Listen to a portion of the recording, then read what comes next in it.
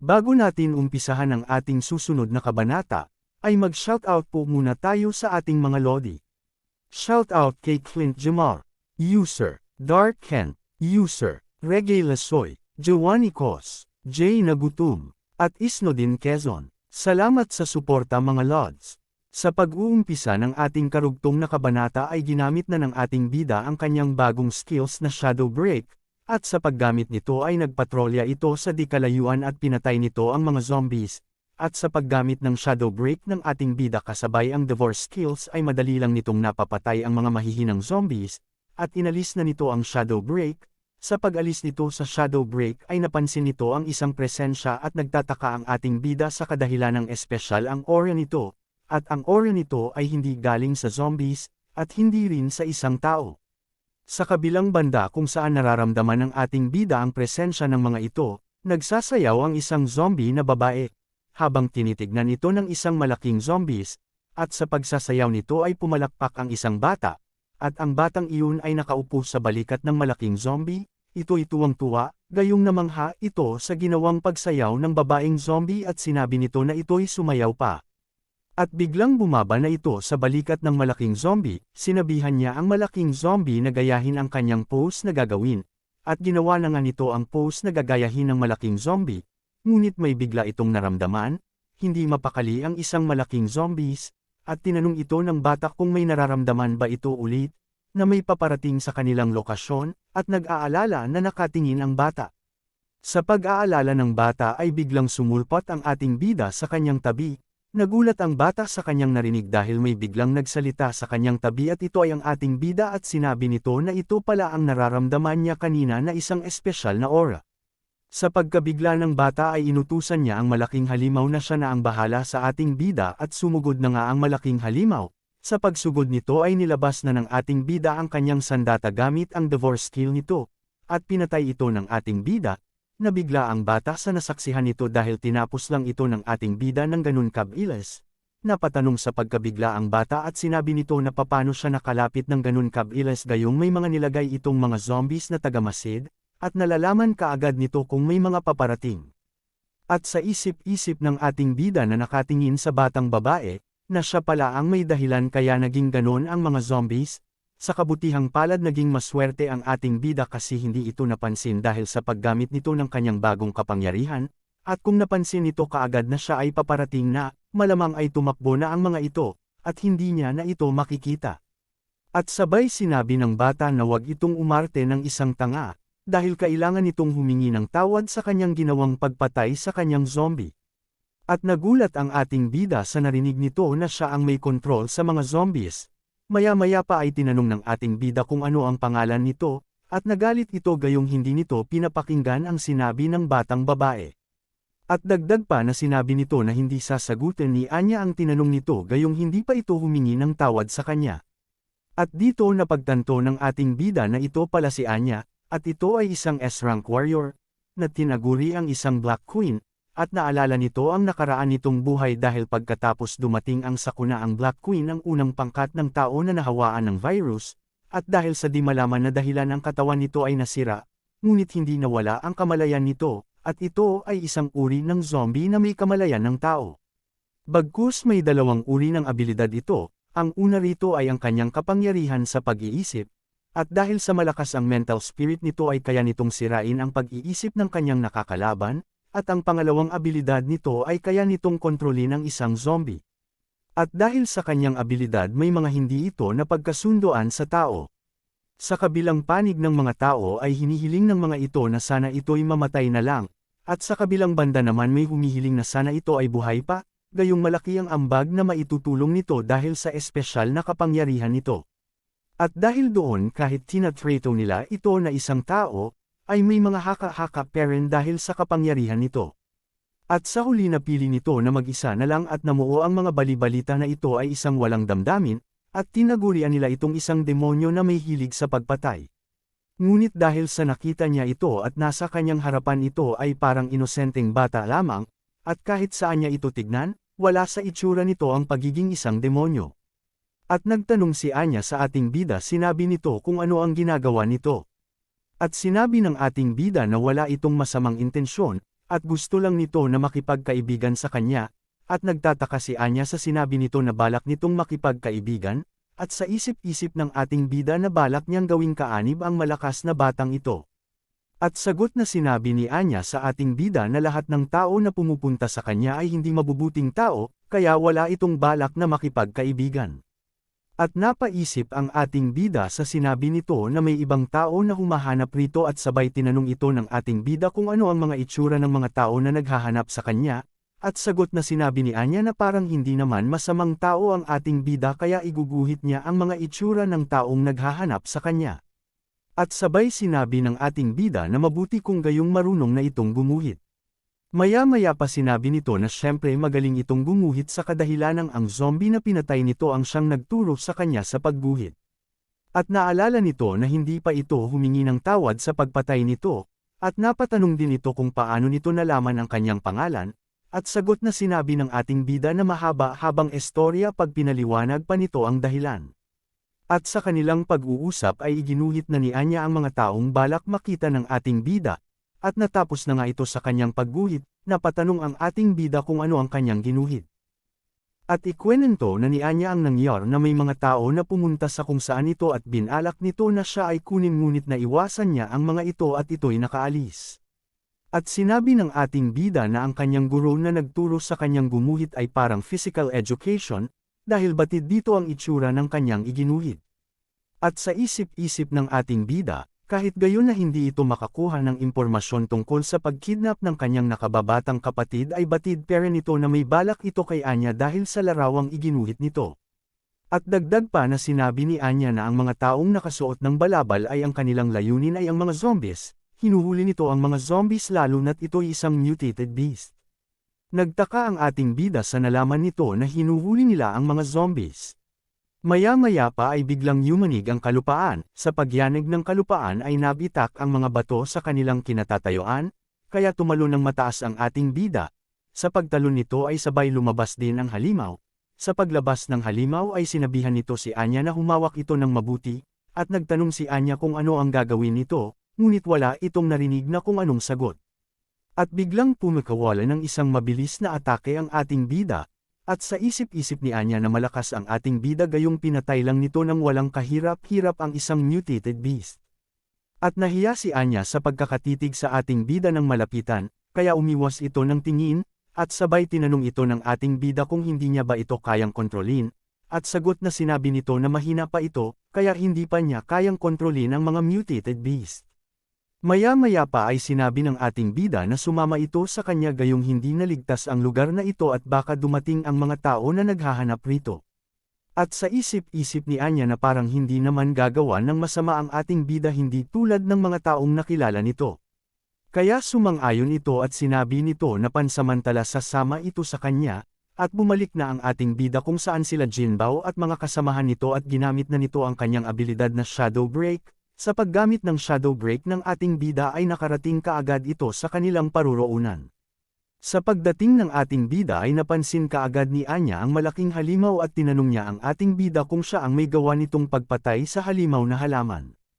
At naamoy ni Jinbao ang ating bida, at napatingin ito. Sa pagtingin nito ay sabay nagtanong din si Li Feng kung iyon ba ang ating bida, at nakarating na nga ang ating bida. Sa pagdating nito ay nagulat si Li Feng gayong may isang bata sa may balikat nito, kaya tinanong niya kung sino ang bata na nasa kanyang balikat. At sagot na sinabi ng ating bida na nakita niya ito noong siya ay nagpapatrolya kaya isinama niya ito dito. Namangha si Anya dahil may mga tao itong nakita, at dagdag pa na tinanong ng ating bida ang dalawa kung okay na ba ang pakiramdam nila gayong na-absorb na nila ang life source. At sinabi ni Li Feng na lumakas ang mga ito, ngunit tinanong nito kung ano ang kapangyarihan nito na ginamit, at sagot ng ating bida na sinabi na ito ay ang kanyang abilidad, dahil may kakayahan ang ating bida na kopyahin ang abilidad nito. At namangha si Li Feng sa nalaman nito, kung gayon na siya ang gumamit nito ay malaki ang maitutulong nito sa kanya dahil mas angkop ito sa kanyang kakayahan. At nagtanong si Chen Jia, paano yung kanya, at sinabi ng ating bida na iisang skill pa lang ang kaya nitong kopyahin pansamantala, at nagtataka na nakatingin si Jinbao kung sino ang batang iyon na nasa kanyang pwesto. At namangha si Anya na nakatingin kay Jinbao sa kadahilan ng isa itong mutated beast. At ibinaba na ng ating bida si Anya sa pagbaba niya dito ay nagplano na ang mga ito sa susunod nilang hakbang, tinawag nito palapit si Chen Jia at Li Feng. At sinabi na ng ating bida na masyadong magulo ang kanilang sitwasyon, dahil sa may dalawang di kilalang hukbo ang naririto sa lugar kaya delikado na manatili dito. Kaya inutusan ng ating bida na pumunta muna sila sa shelter, para sa maging kaligtasan ng mga ito. At sinabi ng Chen Jia na papaano sila makakaalis sa lugar na ito, at sinabi ng ating bida na uutusan nito si Jinbao na ihatid sila sa shelter, para ligtas itong makapunta doon. At habang kinukulit ni Anya si Jinbao sa kadahilan ng gusto nito si Jinbao. At tinanong ito ni Li Feng kung bakit ayaw nitong sumama dahil batid nito na masyadong delikado ang manatili dito, at sinabi ng ating bida ang rason kung bakit gusto niyang manatili muna para tukuyin nito ang pinakagitna ng Qinchuan at baka may kaugnayan ito sa pagkawala ng kanyang kapatid. At hindi na pinilit ni Chen Jia ang ating bida at sinabi na dahil sa may kopya ito ng abilidad ni Li Feng ay siguradong hindi na nito kakailanganin pa ng tulong nila, at dagdag pa na tinanong nito kung isasama ba nito si Anya sa shelter. At sabay sinabi ng ating bida na isasama niya ito sa kadahilanang may kakaiba itong kakayahan, at pansamantala hindi ito naaangkop sa shelter. At naghanda na nga ang mga kasamahan ng ating bida para ito'y umalis at magtungo na sa shelter, at nagpaalam na ito sa ating bida at sinabi na mag-ingat ito, at mag-aantay sila sa kanyang pagbalik. At sinabi ng ating bida na pag nakarating na ito sa shelter ay banggitin lang nila ang pangalan ni Xia Ke, o pangalan ni Leader Xiao Cao, at sabihin na ang ating bida ang may dala sa kanila. At sinabi ni Anya na nababasa nito ang iniisip ni Jinbao at parang hindi nakikinig si Jinbao sa mga sinabi ng ating bida, dahil mas gusto nitong samahan ang ating bida. Kaya pabirong tinanong nito kung gagamitan niya ba ito ng kapangyarihan para ito ay sumunod. At nakalipad na nga si Jinbao, nagpaalam si Anya kay Jinbao at natutuwa ito kay Jinbao. Maya-maya pa ay sinabi na din ng ating bida na sila'y aalis na din sa kadahilanang hindi naligtas ang manatili dito, at kailangan na nilang pumunta sa gitna ng Qinchuan.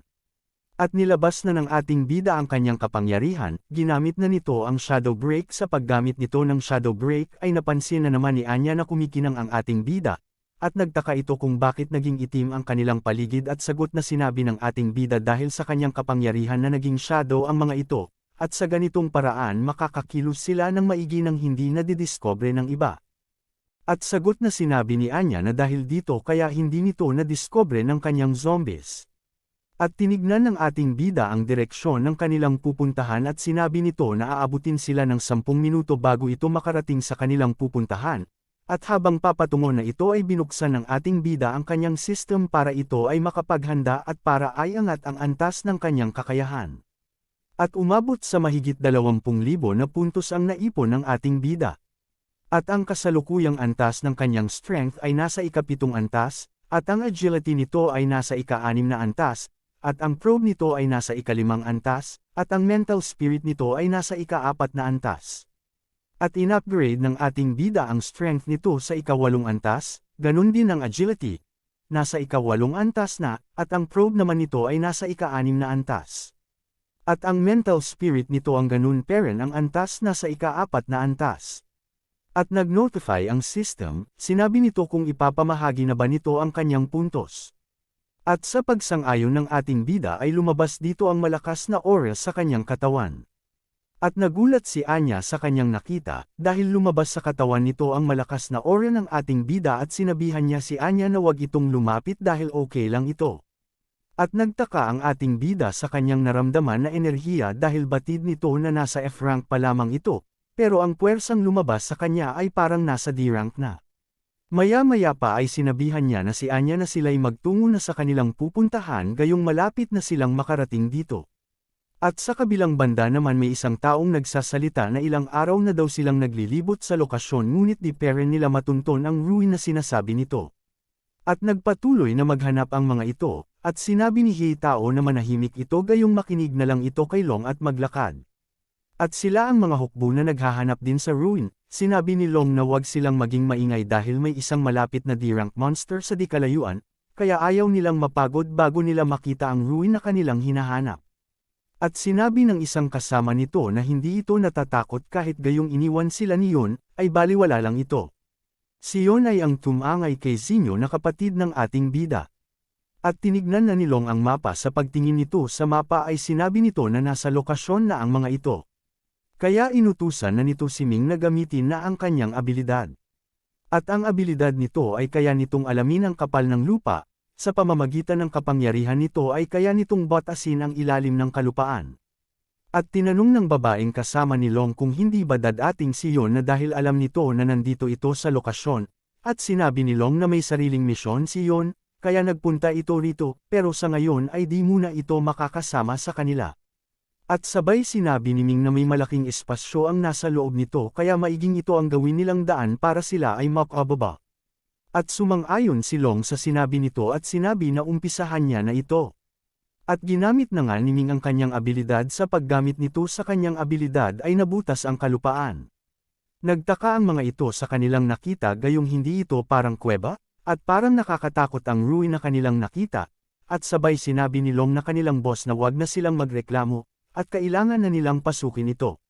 Sa kabilang banda naman habang hinahanap ng ating bida kung saan ang ruins ay may nararamdaman siyang kakaibang enerhiya, at ganun din ang nararamdaman ni Anya, natakot ito sa kanyang naramdaman. At nagtaka ang ating bida gayong may nakita itong isang halimaw na namatay sa kanilang harapan at ito'y nasusunog na, at napatanong ito kung sino ang may gawa rito. At napagtanto ng ating bida na ang mga taong nagtungo dito ay parehas sila ng intensyon, kaya nagagalit ito sa kadahilan ng naunahan siya ng mga ito. At sa kabilang banda naman kung saan natagpuan nila Long ang ruins ay nagsibaba na ang mga ito. Habang ang ating bida ay nagmamadali para hanapin ang ruins dahil batid nito na baka maunahan na naman ito, at umabot ang 10 minuto bago nito mahanap ang ruins, at nakarating na sila sa butas kung saan ang ruins, at napagtanto ng ating bida na tama nga ang hinala nito. Na nagpunta ang mga di kilalang mga tao para sa ruins. At sinabihan ng ating bida si Anya na hindi nito alam kung ano ang meron sa loob ng ruins kaya maaaring antayin na lang siya nito dito, ngunit hindi ito pumayag na magpaiwan kaya sinabi nito na sasama siya kung saan ito pupunta, at dagdag pa nito na siya ay malakas kaya makakatulong ito sa ating bida. At sumang-ayon ang ating bida dahil sa isip-isip nito na baka ang layunin din nila ay kunin si Anya kaya mas mabuti kung kasama niya ito. At bumaba na nga sila sa pagbaba ng ating bida ay sinabit nito na ito ang pinakaunang ruin na napasok nito, kaya sinabihan niya si Anya na wag itong lalayo sa ating bida, at namangha si Anya sa kanyang nakita gayong ang mga sandata nito ay lumiliwanag. At sa kanilang paglalakad ay natigilan ang ating bida, gayong may 2 daanan na kanilang pagpipilian, at napansin ng ating bida na kailangan nilang pumunta sa kaliwa gayong ang mga tao na nauna ay sa kanan dumaan. At napuna din ng ating bida na parang hindi sila marami, sa kadahilan ng isa lang ang pinili nitong daan. At kailangan muna nila itong iwasan. At sinabi ng ating bida na hindi ito isang normal na mga manika na pang-display lamang, dahil batid nito na ito'y gumagalaw kaya sinabihan nito si Anya na lumayo muna dahil may susubukan muna ito. At sa paglalakad ng ating bida ay napansin nito na gumagalaw nga ang mga ito. At iniwasan ng ating bida ang atake ng mga ito, sa pag-iwas ng ating bida ay nilabas na nito ang shadow break nitong kapangyarihan, at tinalo niya ang mga ito. At dito na nagtatapos ang ating kabanata mga Lodi, abangan ang susunod na kabanta mga Lods, sabay-sabay natin alamin ang tungkol sa ruins at kung ano ang laman ng ruins. Maraming salamat mga Lods, pa-like and subscribe mga Lods. More thanks.